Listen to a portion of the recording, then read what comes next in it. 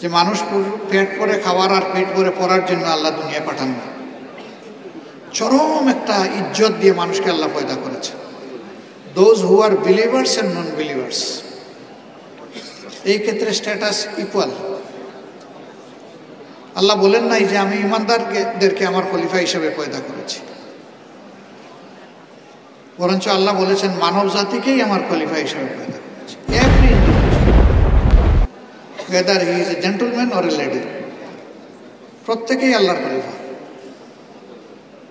আল্লাহকে রিপ্রেজেন্ট করা, আল্লাহর ইচ্ছাকে দুনিয়ায় রিপ্রেজেন্ট করা হচ্ছে আমাদের কাজ। সেই আল্লাহ আমাদের কাছ থেকে যা চান, আল্লাহর নিডটা আমরা ফুলফিল করতে পারলে দুনিয়া হবে সম্মানের, আখিরাত হবে নাজাতের। আর এটা যদি আমরা ফুলফিল করতে না পারি তাহলে আমাদের সব কিছু বৃথা। জীবনের ছোট গল্প। একদিন রাত 2:30টায় আমি ছোট্ট একটি হাসপাতালের ওটিতে আছি। কিছুক্ষণ পরে এসে আমি আমার রুমে বসেছি। একজন সার্জন তার কাজ শেষ করে তিনি এসেছেন। আমি তাকে বললাম যে এই যে রাত্রে 2:30-3টায় আপনি এখানে সময় কাটাচ্ছেন, আপনার সন্তানদেরকে একটু সময় দিতে পারেন? তিনি খুব ইমোশনাল হয়ে গেলেন। চায়ের কাপ সামনে ওঠা আর তার হাতে উঠল না। তিনি চোখ থেকে দেখে নীরবে পানি ফেলতেছে। বললেন আমার তো সব শেষ হয়ে গেছে। কিভাবে শেষ হল? আপনার তো আলহামদুলিল্লাহ নেম ফেম অর্থবিত্ত সবই আছে, তো শেষ হলো কেন? উনি বললেন যে একটা ছেলে আমার, সে ফ্রম বার্থ হ্যান্ডিক্যাপ, সে অটিস্টিক। আরেকটা ছেলে আমার ভায়োলেন্ট। দুইটা ছেলেই এখন আমার জন্য not asset, rather they are liabilities. বললাম ও ভায়োলেন্ট হলো কেন? বলে যে এই যে সময় দিতে পারলাম না, এই জন্য। দুষ্ট বন্ধুদের সাথে মিশে সে এখন মাদকে আসক্ত। মাঝে মাঝে আমার বাসায় এসে অস্ত্র নিয়ে ঢুকে যায়। আমি তখন কাঁপতে থাকি যে ওদের তো মাথা ঠিক থাকে না, কোনো সময় সেই অস্ত্র তার বুকে না হয় আমার বুকেও তো ধরে ফেলতে পারে। যেটা রাষ্ট্রের একজন শৃঙ্খলা বিধানকারী অফিসার ঐশীর বাবাকে তার মেয়ে যেটা করেছিল। তাহলে আমার অর্থ দিয়ে কি হবে?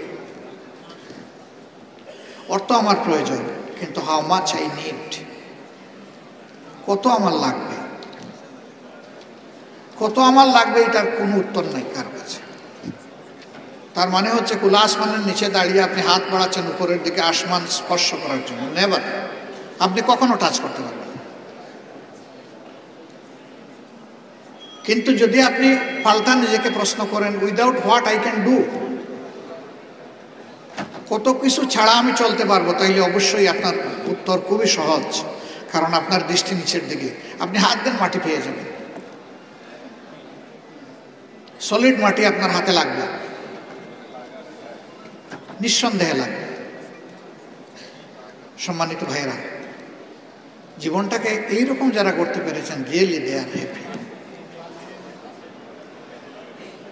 এই জায়গাটায় আমরা ফিরে আসলেই আমরা উইন করব এই লাইফকে, না আমরা লস করব। এনডিএফ এর মাধ্যমে স্বাস্থ্য সেবার ক্ষেত্রে একটা বিপ্লব আসুক, এটা আমি প্রত্যাশা করি। এই ক্ষেত্রে আপনাদের কাছে আমার চাওয়া মাত্র দুইটা। একটা হচ্ছে দুনিয়ার সবচেয়ে র্যাপিডলি গ্রোয়িং সায়েন্স হচ্ছে মেডিকেল সায়েন্স। এই জায়গায় আমরা বহু পিছনে, আমাদের অবস্থান কপি অ্যান্ড পেস্ট। দুনিয়ার অন্যরা যেটা আবিষ্কার করে সেটা আমরা অনুসরণ করি। বাট এতগুলা মেধা, এত ব্রেইন আমাদের মাথা থেকে বের হয়ে আসবে না কেন? এই জন্য রিসার্চে আমাদের কিছু মানুষকে অবশ্যই আত্মনিয়োগ করতে হবে। রিসার্চের কোনো বিকল্প নেই। R&Dতে আমাদেরকে একটা মেজর ফোকাস দিতেই হবে। দুর্ভাগ্যক্রমে রাষ্ট্রীয় কাঠামোতেই এটাকে কোনো পৃষ্ঠপোষকতা দেওয়া হয় না, নার্চার করা হয় না। আমরা নিজের থেকে কি করতে পারি আমাদের সীমিত সামর্থ্যের ভিতরে, এখান থেকে শুরু। একটা গাছের পাতা নিয়ে আমরা শুরু করে দেব, এরপরে দেখি আল্লাহ কোথায় আমাদেরকে পৌঁছে।